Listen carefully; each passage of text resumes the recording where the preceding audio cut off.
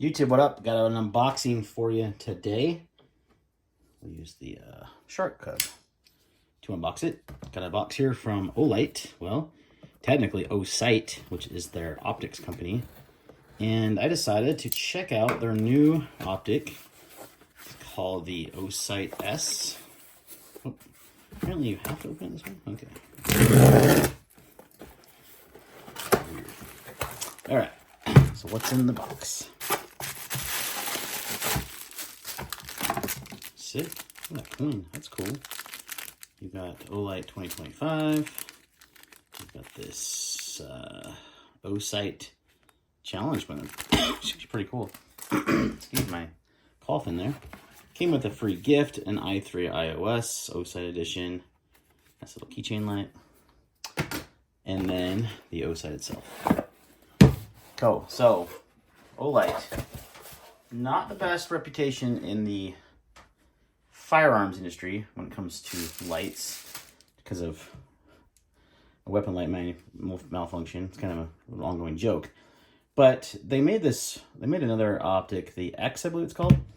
And it's actually gotten pretty good reviews, so I wanted to check this out because the price point is right. It was $200 plus some discount codes, so I got it for less than that. How the heck do you open this thing? Oh, you have to cut more things. Maybe I'll open the knives right here. So it comes in this nice box. That's really good packaging. So the difference with this S, though, is it's made for the micro compact pistols, like the Sig Sauer 365 series, which is what we're going to put it on. This is a Spectre comp slide. I've got a Holosun 507K. Absolutely nothing wrong with that. Works perfectly fine. But my son, I got my son a new gun for Christmas, and he's got that primary arm sight on there, which I don't love because it's a lot of on-off feature sucks. So I decided I'm going to put that on the micro dagger, and then I'm going to get this. So this comes with a compatibility list, which you can see there's shiz tons on there. Scan that QR code if you want more information. You've got this is really cool packaging. Olight always does well on the packaging side. So here's the optic itself. Now what's unique about this too, it's fully enclosed. Also, kind of like the EPS carry, which I have on my X Macro. So I kind of wanted to get that anyway for this, because I do carry this gun pretty frequently. But what's unique, it has this charging thing. So this actually recharges the optic, which is a very unique situation. It's magnetic, as you can see, that just kind of goes on there. So if you want to charge this, you literally see how it's charging right now. So it needs to be charged a little longer, but you can always check the battery life of your optic as well, which is really cool. So it's at 25%. And then that's charging. So that's what's awesome, because with other optics, you just kind of one day look at it and the battery's dead. I check them and they last like a long time, like a couple, at least a year. But I've had it happen where I'm like, oh, that optic's completely dead. So I love that feature. That's really cool. And then you can recharge with this. So that's very innovative. They went with an enclosed optic, and this is a multi-reticle system. So it has oh, that's bright. It's got the circle dot, which I know is really hard to see on camera. So it probably is not showing up very well. It's got the circle dot, and then it has just a circle and just a dot. So it's got 3 different options. So that is really, that glass quality is very nice, though. That is really high quality glass quality. That is really good. Let's compare it to the Holosun side by side. I mean, the Holosun is dirty. The battery just died. I mean, that'd be so ironic. Now it's on. It's just not on a very high setting. I would say, let me clean that off a little bit. But I want to say the quality of the glass is possibly better, even on the other side. Let's see. The downside of non-closed emitters is you have to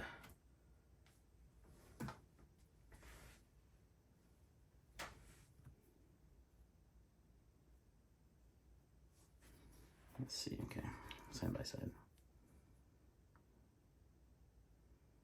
It's pretty subjective, but I would just say that the Osight is as good as glass quality, or if not better. It's very, very clear. It's super hard to pick up on camera, but it's very, very clear. So size comparison wise,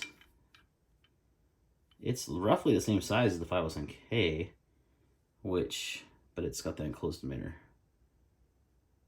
So it's fully enclosed. It's definitely, I don't know, I'll have to get my EPS carry and check. I'll compare it. But it looks a little smaller than the EPS carry. So, and I would say that's probably its direct comparison. Best competitor. Okay, what else comes in this? We have a screw and charger. So it is screwdriver to adjust. You've got a lanyard of some sort. What in the world is this for? Oh, probably for this guy. And then you have your charging. This is for this USB-C. So I can plug this in, charge this guy, then that'll charge the site. So very cool. Top-notch packaging as always. Olight. What we got in here?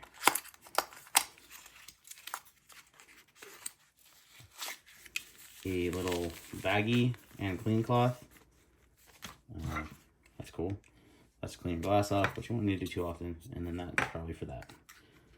Or the charger, or all of it in one place, is my guess. And then here's your screws and your different options. Screw size reference, numbers, and I think, does that line up to this? It does. So this lines up to what screws you want to use for what gun. So whatever, 365 XL, that's what I use. Simple. Okay, let's get her installed. All right, so for the Sig, we want, it's the top one there, the M3 10.5 short, which is going to be number 3, I think. Yep, M3, right there. So those screws. I know this is like a small thing, but look at this little compartment the screws come in. That is sick. And they give you an extra one. So there's the short and the long. We want these short ones. But that's really slick way they don't get lost. Nice touch. Alrighty, we got the 507K off. This is probably one of the original 507Ks. It's seen some use. It's definitely dinged up, but it works perfect. So we're going to install the new optic with these M3 short screws, like it said.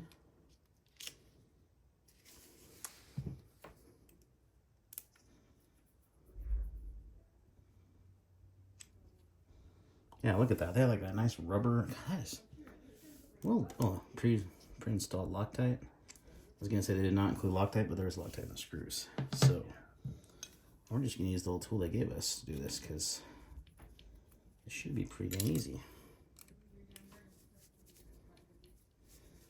I always keep a tool like this in my range bag, because you can easily do the adjustments. Okay, we're gonna do that. Not tighten that all the way.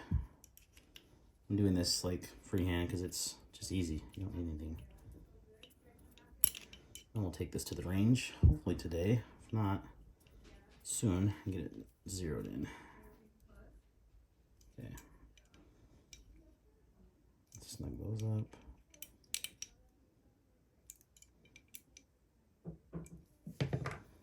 Should be good. We'll let those sit. All right, we're on, and we're done.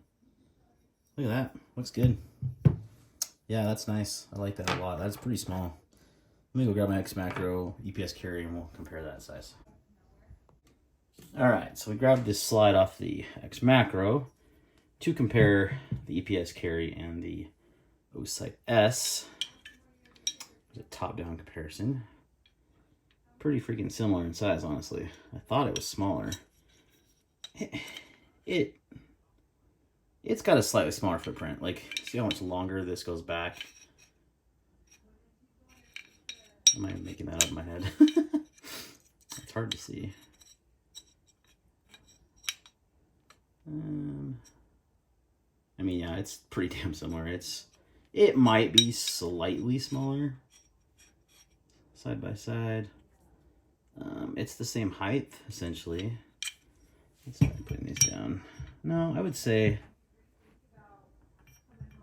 they're about the same height. There's a top down, so it's a little bit smaller footprint. I mean, not very noticeable, like barely noticeable. I don't know, when you look at it like that though, tell me that the Osight doesn't look smaller. Let's get a little zoomer in there. But honestly, when you put them side by side, they are essentially, it's a little smaller. You can see there how that sticks out a titch more. It's not going to notice it. Not going to notice it. The big difference is the price. The EPS carry is quite a bit more expensive. I think it's about $100 more, maybe $75. I haven't checked the price on one for a minute, but either way, nice to have another enclosed option. We'll see how it runs and put as much rounds through it and make sure it holds 0, and we'll report back. All right, a few more features to highlight before we wrap up the video. It does have a few different modes, so you can set a motion sensor function. You have a manual on, so it'll turn off after like, I think it's 10 seconds of inactivity, and then it automatically turns on when it's like moved. You can do a brightness adjustment for manual mode. You can switch easily between the different reticles here by just clicking down, holding down there. And that's going to go down to the red dot. Then a little bit longer, it'll go to a circled reticle. And then the circle crosshairs. So very similar how you would manipulate pretty much any red dot this size. I do like the ability to have manual plus the motion sensor. The motion sensor doesn't always work, so I love just manual. And because you can charge this so easily with the charging cover, I'll probably leave it on manual. But anyways, that's going to wrap it up for now, guys. This has just been an unboxing installation, first impressions, size comparisons, all that kind of stuff. Put it through its paces, put some rounds through it, see how it holds up. Thanks for watching.